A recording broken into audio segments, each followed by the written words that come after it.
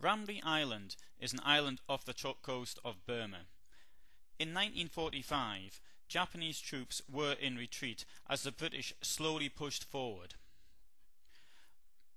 British troops had earlier in the war attempted to capture the coastal areas but unsuccessfully, particularly in the region of Kyaukpyu.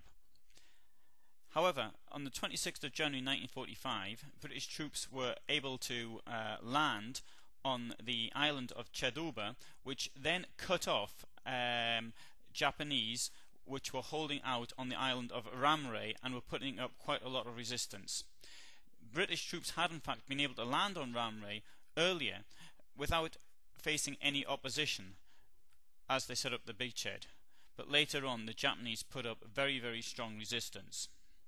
However, once the British had cut off the Japanese by the landings to the south, the garrison in Ramree had found itself in a very difficult situation, and the Japanese command decided it was going to retreat.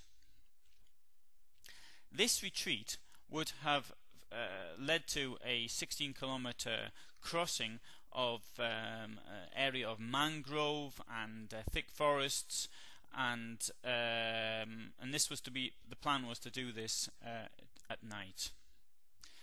Now, after the island was recaptured by the British, one diary I read referred of a stay by somebody in the RAF in May 1945. He referred to Ramree as an island paradise. It was the best place they'd been to, and he said the sea air did them all good. Well, the Japanese troops who were leaving Ramree found themselves not in a paradise, but in a tropical hell. The land which they were having to retreat over was deep in mud.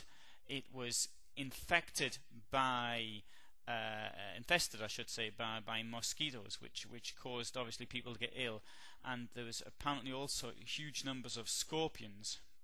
But the worst thing that they were to face was that the land was also infested by saltwater crocodiles.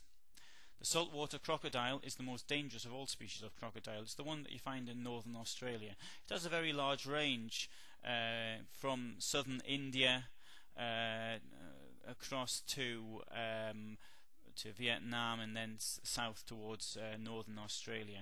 Males grow to 4.5 to 5 meters long, females about 2.5 meters in length. The saltwater crocodile is very dangerous. It will attack people. It can even bring down prey as big as a water buffalo, for example, a male adult water buffalo, and so people don't really make that much of a problem for it. The British had cut off the Japanese line of retreat. Nevertheless, the Japanese tried to do it. As they did it, they fell into the area where the crocodiles were waiting for them. The crocodile hunts largely at night. It hunts alone. It hunts by laying in wait. It's an ambush hunter. In fact, the saltwater crocodile can slow its metabolism right down and wait even for weeks and weeks until prey passes.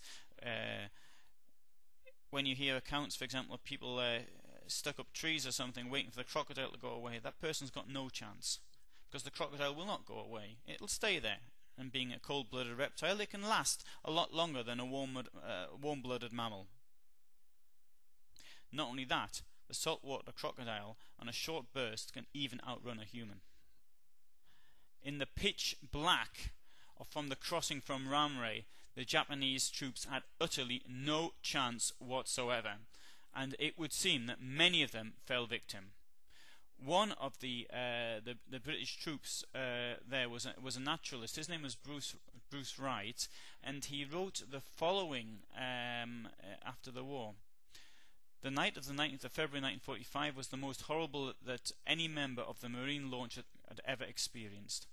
The scattered rifle shots in the pitch-black swamp, punctured by the screams of wounded men crushed in the jaws of huge reptiles, and the blurred whirring sound of spinning crocodiles made a cacophony of hell that has rarely been duplicated on Earth.